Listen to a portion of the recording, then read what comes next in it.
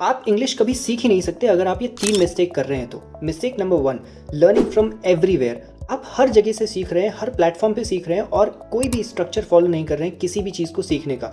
Remember, कभी भी कोई भी चीज़ अगर सीखना है तो उसको पूरे स्ट्रक्चर में फॉलो करना होता है। बेसिक से लेकर के एडवांस तक जर्नी होती है जिसको आपको फॉलो करना होता है सो दैट आप उस पर्टिकुलर चीज़ को लर्न कर पाओ। Mistake number 2, remembering things but not practising.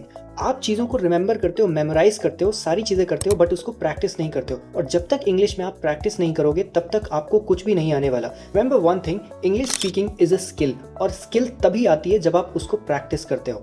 Mistake number 3, vocabularies को याद करना। वोकैबुलरीज को कभी भी याद नहीं करा जाता है और अगर आप याद करते हो तो बार बार आप भूलोगे ही और वो आपकी स्पीकिंग में कभी भी नहीं आ पाती है। मैं भी ये सेम मिस्टेक करता था। मैं पहले वोकैबुलरीज को याद करता था एंड फिर उसको प्रैक्टिस नहीं करता था, फिर मैं भूल जाता था। तब मुझे समझ में आया जब तक आप प्रैक्टिस नहीं करोगे वोकैबुलरीज को, अपनी कम्युनिकेशन में यूज़ नहीं करोगे, तब तक वो आपके सबकॉन्शियस माइंड में सेट नहीं हो पाएंगी।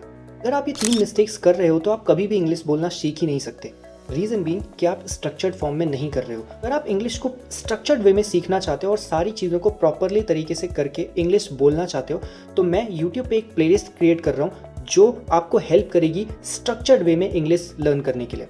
और उसके कुछ ग्लिम्स मैं यहाँ पर भी शेयर करने वाला हूँ, तो मेक श्योर फॉलो कर लो इस पेज को और कॉमेंट में लिख दो प्लेलिस्ट, तो मैं आपको वो प्लेलिस्ट का पूरा लिंक शेयर कर दूंगा।